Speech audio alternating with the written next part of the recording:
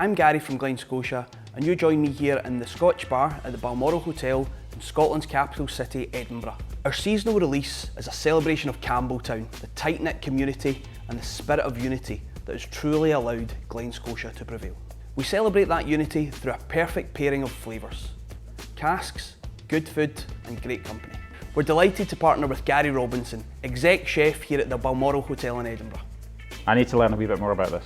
What is so special about it? It's a celebration of the seasons, finished in a mixture of refill bourbon and American oaks hogsheads, Oloroso sherry and heavily charred casks. I can detect the fruit element straight away. Yes. The citrus and the apple are very evident on the nose. Absolutely. We're going to kick off with salmon. You can't talk about Scotland and not talk about whiskey and salmon. I've lightly marinated it, and I've got some citrus, apple, a wee bit of dill, got a splash of whiskey and a bit of sea salt. Just pepper the plate with apple blossom, a little bit of celery cress, a little bit of apple puree. That kind of marinating, curing process, it's like cask finishing for us. It's all about striking that balance without overpowering that wonderful Glen Scotia spirit. Taking the flavour profile of the whiskey and going through the process of picking things out. I've taken a piece of pork belly, our pear barley. I've taken brown sugar, sweet spice, orange zest, put a little bit of soy sauce in there, I put a little bit of the whiskey in at the beginning, and I marinated the pork and then I cooked it for a very long time and then just glazed it so it's sticky and unctuous. Having a sip of the whiskey and then the food,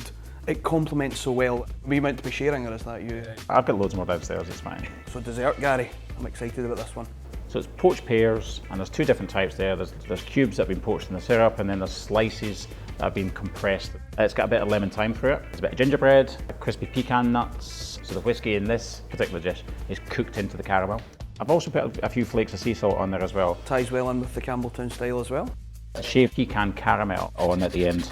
Another little element. I feel terrible ruining this, but I really don't, because I'm not going to allow you to have it all on your own. That touch of sea salt is one of my favourite things about it. One of those things that's consistent across the Glen Scotia whiskies that keeps me coming back time and time again, and it's similar to this dessert. That wonderful pear that balances so well with the apple that I get through on the seasonal release. Spice that's through in the ginger, again balancing with that hint from the Oloroso cask. The individual elements you've got there, a perfect unison. The recipe for all of these elements is relatively straightforward. At home, poached pears, a bit of caramel and a bit of cake, and I think you're almost there. It's wonderful.